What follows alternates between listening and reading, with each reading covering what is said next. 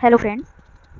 आज हम human anatomy and physiology के बारे थ्योरी पार्ट्स का सिलेबस देखेंगे, जिसे शॉर्टकट में एचएपी भी बोलते हैं।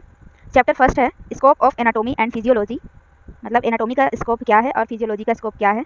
Definition of various terminologies, means हम लोग एचएपी में हम लोग समझ लीजिए जो बायो में हम लोग पढ़े हैं सेम थिंग्स एचएपी में भी हम लोगों को पढ़ना है। मतलब ह्यूमन का body parts, organs, tissues, cells, ये सब के बारे में इसमें हम लोग एनाटॉमी एंड फिजियोलॉजी जो है उसमें स्टडी करते हैं। सेकेंड चैप्टर है structure of cell, components and its functions, मतलब सेल का स्ट्रक्चर कैसा होता है, उसका कंपोनेंट्स क्या है और उसका फंक्शन क्या है। जैसे सेल जो है इंपॉर्टेंट है हमारे बॉडी ग्रोथ के लिए, सेल हमारे लिए इंपॉर्टेंट है स्किन के लिए, मसल्स के लिए, बोन्स के लिए, ऐसा करके, क्योंकि सेल से ही मिलकर टिश्यू बनता है और टिश्यू जो एक दूसरे से मिलकर ऑर्गन का निर्माण करते हैं और ऑर्गन जो है पूरे बॉडी का निर्माण किया, तो इस तरह से होता है। नेक्स्ट है third chapter tissues of the human body, जिसमें epithelial, connective, muscular and nervous tissues है। Their types, their sub types and characteristics, उसके बारे में बताना है कि connective tissue, muscular, nervous tissue, epithelial, जो भी ये टिश्यूज है, तो इसका जो सब टाइप्स क्या है, कैरेक्टरिस्टिक्स क्या है, मतलब फंक्शन क्या है, वो सब के बारे में हम लोग इसमें डिस्कस करना पड़ता है। नेक्स्ट फोर्थ चैप्टर में है osseous system, structure and functions of bones of axial and appendicular skeleton, classification, types and moments of joints, disorders of joints. Means इसमें हम लोग को देखना है बोन्स के बारे में हम लोग को पढ़ना है, एक्सियल और अपेंडिकुलर स्केलेटल सिस्टम जो है उसके बारे में पढ़ेंगे। फिर उसके बाद क्लासिफिकेशन देखेंगे, उसका टाइप्स देखेंगे, और जॉइंट्स का जो मोमेंट्स होता है, जैसे मूव करा उस तरह से उसका मोमेंट्स को देखेंगे, और जॉइंट्स का जो डिसऑर्डर है, जो भी बीमारियां होती है जॉइंट्स में, तो वो क्या क्या है, तो उसके बारे में हम लोग इसमें डिस्कस करेंगे। नेक्स्ट 5 चैप्टर है, जिसमें है हेमोपोइटिक सिस्टम। हेमोपोइटिक से ही समझ में आ रहा है कि ब्लड से रिलेटेड है, क्योंकि हीमोग्लोबिन टाइप का ही स्पेलिंग भी है इसका, तो इजीली इसको समझ सकते हैं कि composition and functions of blood, blood का कंपोजिशन क्या है और ब्लड का फंक्शन क्या है। जैसे नॉर्मली हम लोग बचपन से जान रहे हैं कि ब्लड क्या काम करता है बॉडी में, ब्लड जब सर्कुलेट करता है तो वो ऑक्सीजन को पहुंचाता है ना, और जो है हमारा बॉडी में इस तरह से फंक्शन करता है, बॉडी ग्रोथ के लिए जरूरी है, ब्लड का फंक्शन होना जरूरी है। अगर ब्लड पंप करना रुक जाएगा, पंप नहीं करेगा सही से, ब्लड पंपिंग नहीं कर रहा है, हार्ट सही से बीट नहीं कर पाएगा, वैसे में इंसान का मौत भी हो सकता है। फिर है process of haemopoiesis, characteristics and functions of RBCs, डब्ल्यूबीसीज एंड प्लेटलेट्स, कि आरबीसी का जो फंक्शन क्या है, आरबीसी कितने दिन तक जीवित रहती है, कितने दिन में वो मतलब मृत हो जाएगी, डब्ल्यूबीसी क्या है, मीन्स आरबीसी मतलब रेड ब्लड सेल, डब्ल्यूबीसी मतलब white blood cell, and platelets, platelet अगर हमारे बॉडी में कम हो जाएगा तो क्या हो जाता है, जैसे कि डेंगू, डेंगू एक बीमारी है जो कि फीवर का तौर पर जो मच्छर के काटने से होता है, तो डेंगू जो है जब होती है तो हमारे बॉडी में क्या होता है, प्लेटलेट कम हो जाते हैं, तो इस तरह से आप लिख सकते हैं। नेक्स्ट है मैकेनिज्म ऑफ ब्लड क्लोटिंग, जो ब्लड क्लोटिंग है वो कितने मिनट में होते हैं, 2 मिनट्स, जैसे हम लोग जानते हैं ब्लड अगर क्लोट करना है 2 मिनट्स का टाइम ऐसे करके वो लेता है, उसमें ब्लड क्लोटिंग होता है, उसका प्रोसेस के बारे में हम लोग उसको डिस्कस करना है यहाँ पे। जैसे कि पोटाशियम इंपॉर्टेंट रोल प्ले करता है, जिसका जो साइन होता है के, जिस तरह से समझते हैं, तो ये पोटाशियम भी इंपॉर्टेंट है, तो इस तरह से ब्लड क्लोटिंग का टाइमिंग होता है, उसके बारे में पढ़ना है। फिर है इंपॉर्टेंस ऑफ ब्लड ग्रुप्स जैसे ए बी ओ पॉजिटिव और नेगेटिव, इस तरह से पढ़ते हैं, तो उसके बारे में पढ़ना है। नेक्स्ट है 6 chapter lymphatic system, lymph and lymphatic system, composition, function and it's formation के बारे में पढ़ना है। नेक्स्ट उसी में है structure and functions of spleen and lymph node. Lymph एक तरह से कह सकते हैं जैसे हम लोग का बॉडी में अगर ब्लड है तो उसमें छोटा छोटा रेशा टाइप का दिखता है, फाइबर टाइप का, जैसे वाइट वाइट, दूसरे को लिम्फ कहते हैं, तो वही हो गया लिम्फेटिक सिस्टम।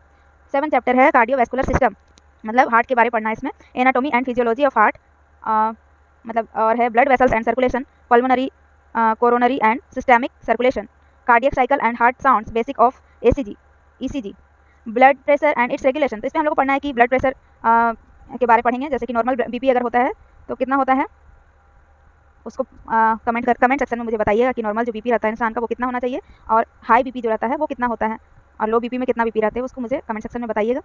और इसमें कार्डियोवैस्कुलर सिस्टम में हार्ट का जो है स्ट्रक्चर, उसका फंक्शन क्या है, जैसे हार्ट कैसे वो डीऑक्सीनेटेड ब्लड जो रहता है वो जो है प्यूरीफाइड कहाँ पे होता है और कौन सा एरिया में वो फिर प्यूरीफाई होकर कहाँ से कहाँ जाता है, और एओर्टा के थ्रू कैसे बॉडी में सर्कुलेट करता है पूरा ब्लड जो है, उसके बारे में पूरा पढ़ना पड़ेगा। नेक्स्ट 8 चैप्टर है रेस्पिरेटरी सिस्टम, मीन्स जैसे हम लोग सांस ले रहे हैं, तो इसमें रेस्पिरेटरी सिस्टम का भी स्ट्रक्चर भी बनाना पड़ेगा, एग्जाम में पूछ सकता है कि इसका रेस्पिरेटरी सिस्टम जो है उसका स्ट्रक्चर ड्रॉ करे और साथ में उसका फंक्शन भी लिखे, इस तरह से पूछता है।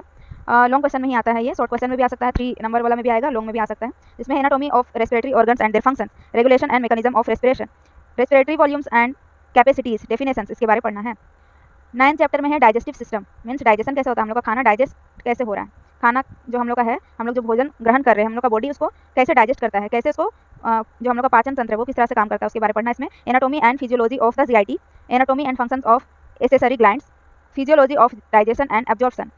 10 चैप्टर में है स्केलेटल मसल्स, जिसमें स्केलेटल सिस्टम के बारे में है हिस्टोलॉजी, फिर physiology of muscle contraction, disorder of skeletal muscle, जो जॉइंट्स का डिसऑर्डर से पहले हम लोग पढ़ चुके थे, उसी तरह से इसमें बोल दिया है कि जो स्केलेटल मसल्स उसका डिसऑर्डर कौन कौन सा होता है, जैसे कि जॉइंट्स का अगर देखेंगे तो गठिया बीमारी हो जाता है, इस तरह से हिंदी में बोलते हैं उसको हम लोग, तो इसी तरह से। फिर नेक्स्ट चैप्टर है चैप्टर 11 नर्वस सिस्टम, ये ब्रेन से रिलेटेड है, नर्वस सिस्टम, ब्रेन दो पार्ट में डिवाइड है, एक सीएनएस एक पीएनएस सेंट्रल नर्वस सिस्टम, दूसरा पेरिफेरल नर्वस सिस्टम। तो इस तरह से उसमें नर्वस सिस्टम दो पार्ट में डिवाइड इस तरह से पढ़ना पड़ेगा, क्लासिफिकेशन ऑफ नर्वस सिस्टम, उसमें आंसर होगा वही सब। फिर है anatomy and physiology of cerebrum, cerebellum, mid brain.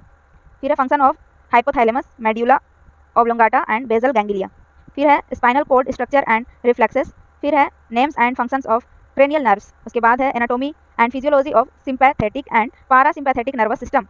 तो सिंपैथेटिक एंड पारासिम्पैथेटिक जो है वो हम लोग फार्मास्यूटिकल केमिस्ट्री में भी उसका जो ड्रग्स है उसके बारे में डिस्कस किए थे। तो ये जितना भी सिलेबस में जो भी चैप्टर जो भी सब्जेक्ट का है, जो सब्जेक्ट एक दूसरे से सारा सब्जेक्ट क्या है, कनेक्टेड है।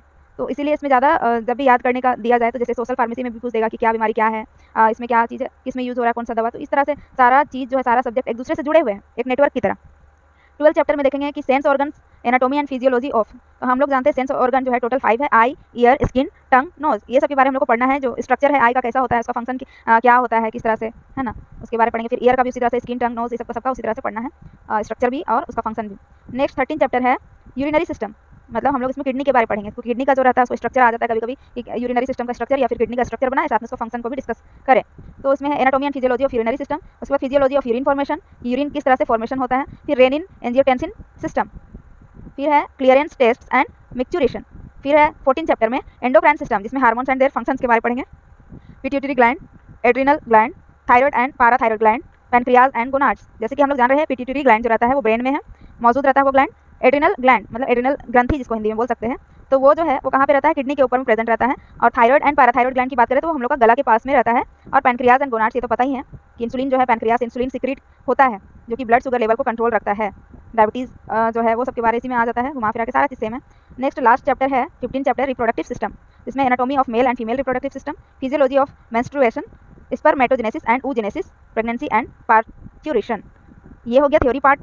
इतना याद रखेंगे कि इस एचएपी सब्जेक्ट में क्या करना है कि जितना भी स्ट्रक्चर बनाने के लिए पूछा गया है, जैसे कि आपको टिश्यू का स्ट्रक्चर हो गया, सेल का भी स्ट्रक्चर पूछ देगा कभी कभी, और उसके बाद कार्डियोवास्कुलर सिस्टम का स्ट्रक्चर बनाए, उसका फंक्शन बता दे, respiratory system, digestive system, skeletal muscles और नर्वस सिस्टम हो गया, सेंस ऑर्गन्स में इसका हो गया स्ट्रक्चर, यूरिनरी सिस्टम में किडनी का स्ट्रक्चर हो गया।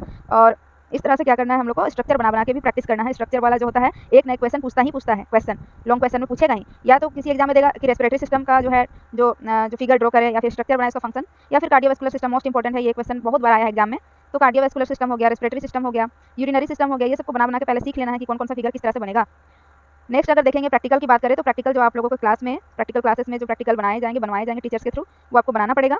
और प्रैक्टिकल के बाद में अगर हम इसमें देखें तो असाइनमेंट, जैसे और सब्जेक्ट में 3 असाइनमेंट जो बनाए थे, यहाँ पे असाइनमेंट नहीं बनाना है, सिर्फ और सिर्फ प्रैक्टिकल के बारे ही दिया है। असाइनमेंट के बारे तो कहीं जिक्र भी नहीं है। अगर आपके कॉलेज में अगर एक्स्ट्रा अगर रूल रेगुलेशंस फॉलो हो रहे हैं तो अकॉर्डिंग टू टीचर आप लोग चलिए, ठीक है, क्योंकि यहाँ पे असाइनमेंट तो नहीं दिया, असाइनमेंट तो बनाना भी नहीं है, सिर्फ प्रैक्टिकल ही बनाने में आपको टाइम लगेगा। और एचएपी का ऐसा प्रैक्टिकल है कि इसमें फिगर ड्रॉ बहुत सारा करना पड़ता है, तो इसीलिए अच्छे से जिसका अच्छा से फिगर ड्रॉ जो नहीं कर पाते उसको प्रैक्टिस करने की जरूरत है, ताकि अच्छे से प्रैक्टिकल में भी मार्क्स लाना जरूरी है उसमें भी। और जैसे कि माइक्रोस्कोप का, कंपाउंड माइक्रोस्कोप का स्ट्रक्चर बनाना पड़ेगा, उसके बारे में लिखना पड़ेगा। और जितना भी हम सिस्टम के बारे जो भी स्ट्रक्चर बना के सीखने वाले हैं, जैसे cardiovascular system, respiratory system, digestive system, urinary system, endocrine system, reproductive system, nervous system, eye, ear, skin, ये सब प्रैक्टिकल में भी बनाना है। ये सब आपको फिगर तो ऐसे बनाने में तो प्रैक्टिस हो ही जाएगा एक बार, फिर भी आपको बनाना है प्रैक्टिकल में भी ये। चलिए, तो हो गया ये प्रैक्टिकल पार्ट्स, हम लोगों ने इसका थ्योरी पार्ट्स भी देख लिया है। ठीक है, थैंक यू।